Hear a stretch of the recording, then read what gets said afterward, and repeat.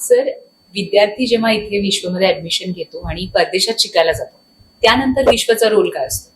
अगदी बरोबर मॅडम. तुम्ही अगदी अचूक प्रश्न विचारलेला आहे. विश्वतर्फे ऍडमिशन तर दिलंच जातं, पण विश्वतर्फे ज्यावेळी विद्यार्थी तिथे पोहोचतो एअरपोर्टवर, त्याला महाराष्ट्रीयन व्यक्ती रिसीव्ह करण्यासाठी येतो. तिथे त्याला विद्यार्थ्याला रिसिव्हिंग तर मिळतेच. त्यानंतर त्या ठिकाणी त्याला मेसची सुविधा, त्या ठिकाणी TRC म्हणजे टेम्पररी रेसिडेन्शियल कार्ड जे असतं, त्यानंतर तिथल्या सर्व काही कायदेशीर बाबी, त्या सर्व विषय तिथे महाराष्ट्रीयन प्रतिनिधी मार्फत पूर्ण करतात. तिथे ज्यावेळी महाराष्ट्रीयन व्यक्ती त्याला तिथे भेटतो, हॉस्टेलमध्ये ऍडमिशन देतो, महाराष्ट्रीयन जेवण देतो, तिथले सर्व कायदे कानून सर्व महाराष्ट्रीयन व्यक्ती समजावून सांगतो, या सर्व सुविधा विश्वतर्फे तिथे दिल्या जातात.